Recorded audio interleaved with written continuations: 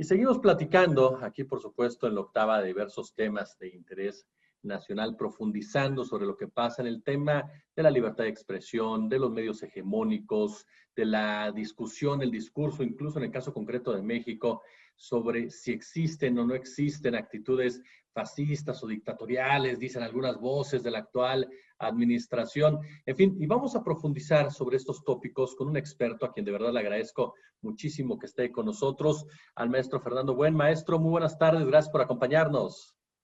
¿Cómo le va? Muy buenas tardes, saludos a toda la audiencia y a los televidentes también. Gracias. Pues yo la primera pregunta que le haría, maestro, es los medios hegemónicos que muchos de nosotros, usted me corrige por favor, entendemos principalmente como la televisión, por ejemplo, como los factores de producción en otras áreas, utilizan esta libertad de expresión de la cual se está discutiendo en la actualidad para callar precisamente a los pueblos, lo utilizan con sus fines, con sus intenciones. Mire, este es un debate que necesita siempre alguna referencia, alguna definición, marco. Y yo me permito siempre citar el primer documento internacional que firmó la UNESCO, junto con Naciones Unidas, como documento oficial, en el que se hace un diagnóstico sobre la problemática mundial de la comunicación, y ese documento se llama Un solo mundo, voces múltiples. También se conoce como el informe McBride, publicado en el año 1980. Y en ese informe se plantea como respuesta a la pregunta sobre qué cosa es un medio hegemónico hoy, después de la Segunda Guerra Mundial, pues un medio hegemónico es aquel que ha logrado un proceso de concentración monopólica acelerada.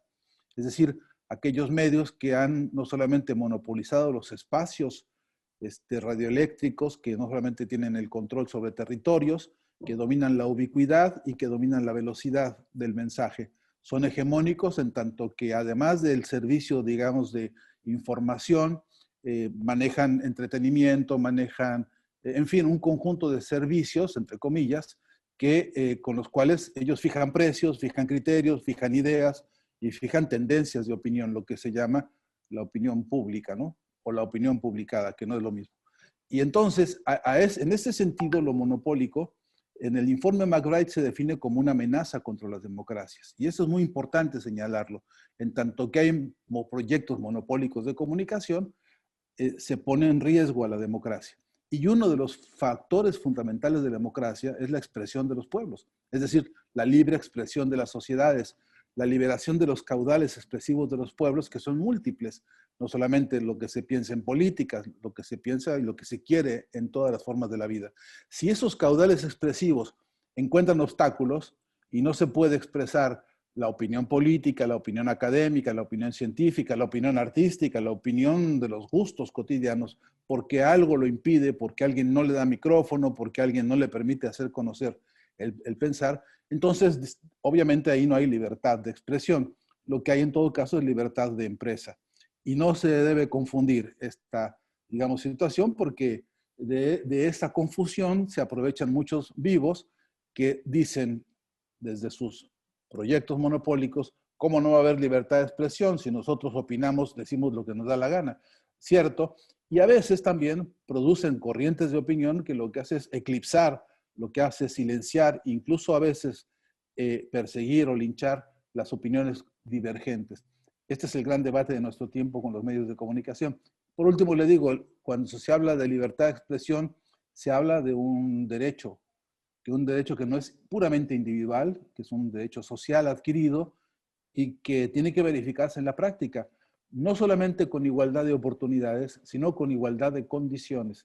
Y este es otro matiz muy importante porque no tenemos igualdad de condiciones entre los grandes monopolios de concentración de la opinión y de la información, porque no tenemos acceso a la tecnología, porque no tenemos acceso a la formación, digamos, al entrenamiento para la narración, para el discurso, etcétera, porque en suma no tenemos ni ubicuidad ni velocidad para los mensajes.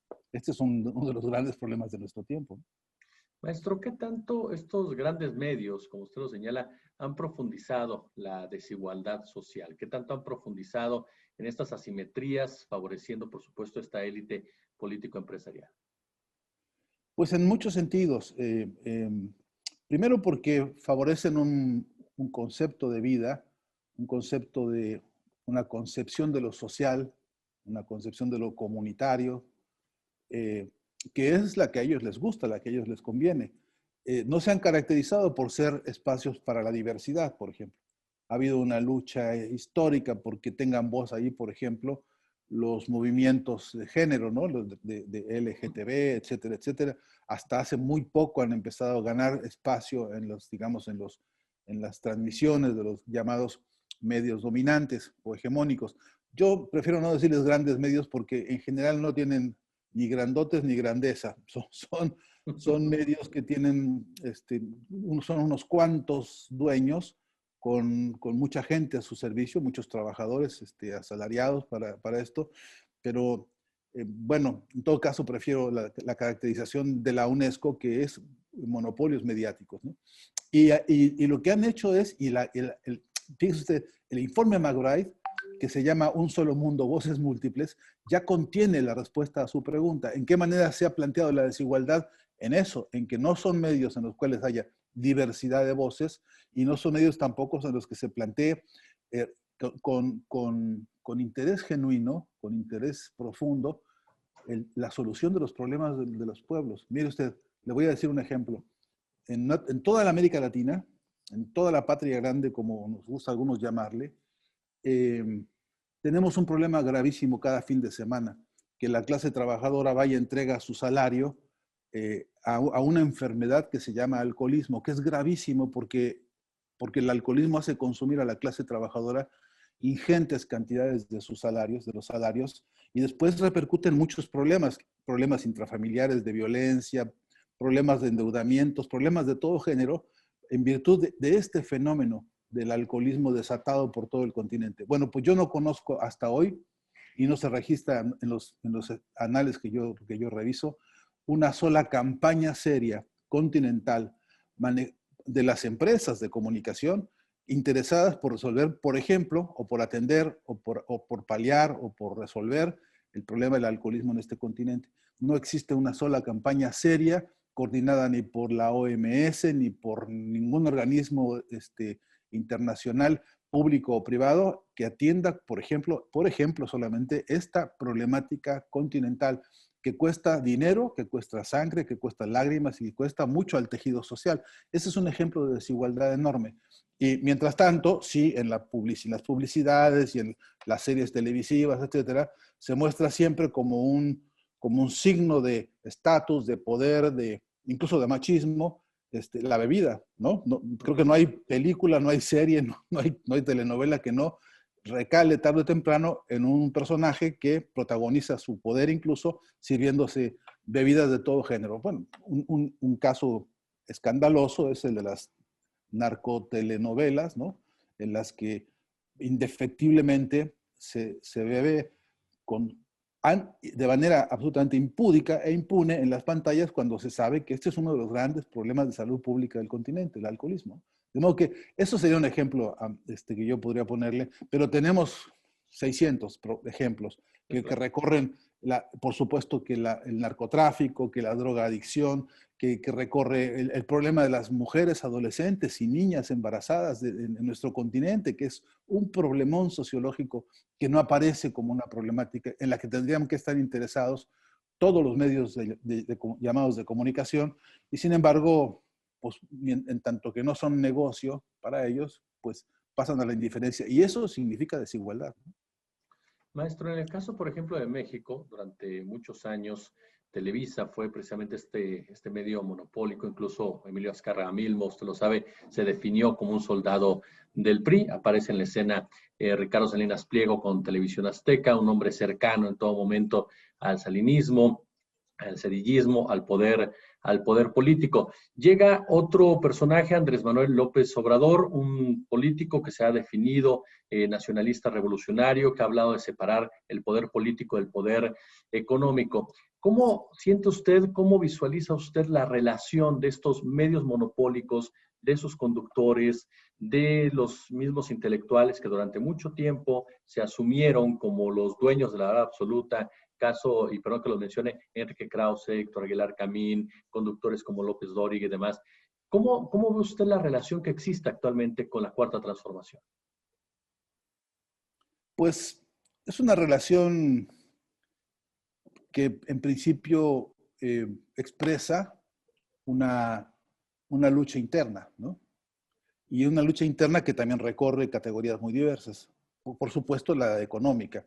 Son medios acostumbrados a recibir dinero del Estado, mejor dicho, del gobierno o de los gobiernos, principalmente priistas y panistas.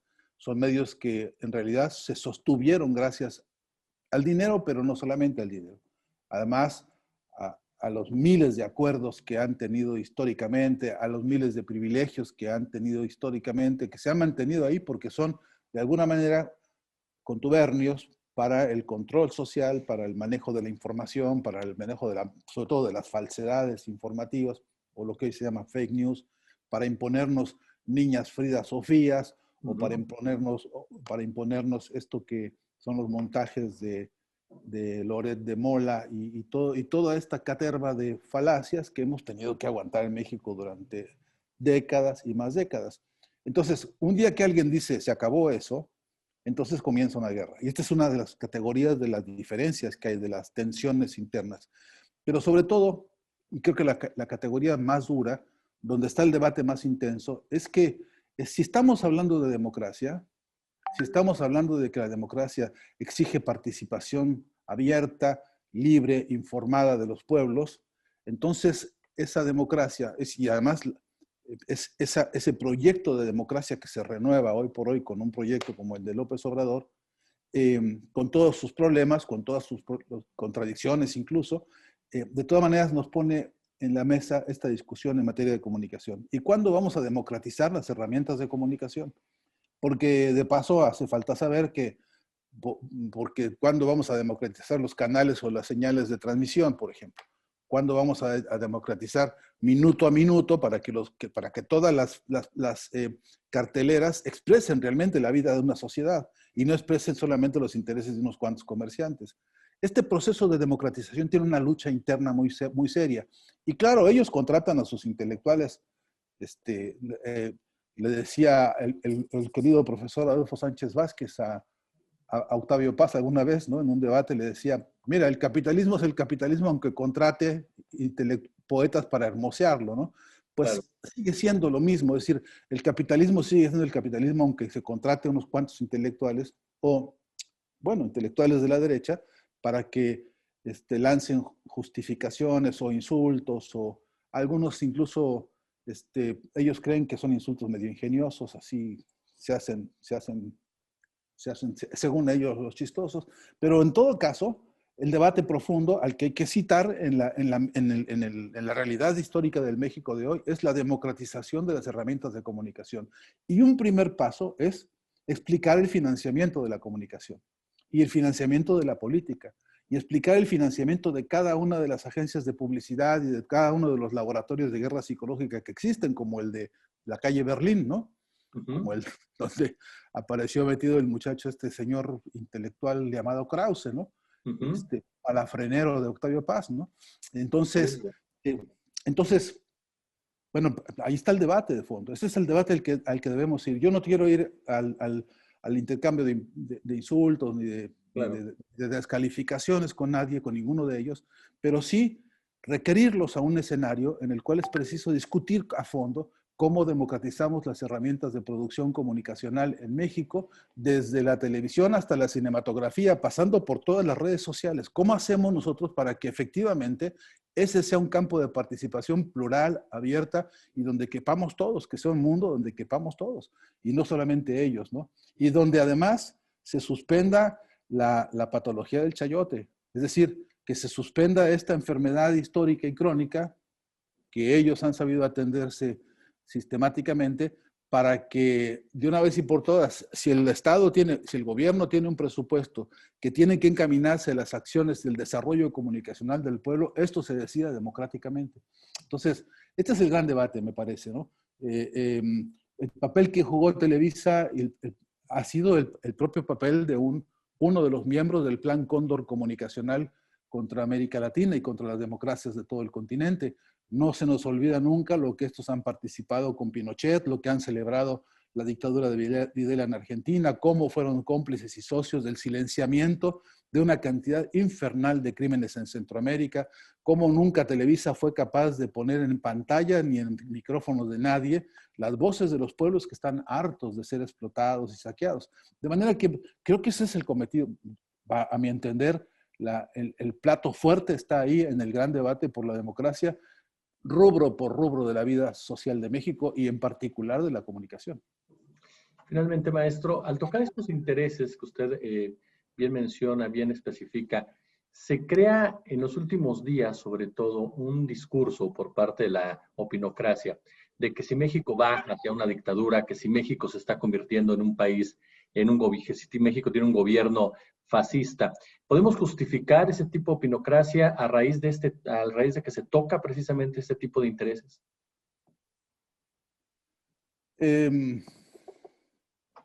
Pues no sé si entendí bien la pregunta, pero yo creo que ese es otro campo, digamos, de discusión para la democracia, ¿no? También cómo entendemos la democracia, porque estoy aludiendo, por supuesto, a un concepto de democracia que vivimos en México, que es la democracia burguesa, ¿no? Es decir, nosotros hemos heredado, todos nosotros, usted, yo y los que tengamos las edades que tengamos, incluso los más grandes, hemos heredado un modelo de organización llamada democrática que está plagada de defectos por todas partes. Por ejemplo, la insuficiencia de controles sobre la propia actividad de los organismos de la democracia. Hoy en México este es un gran debate.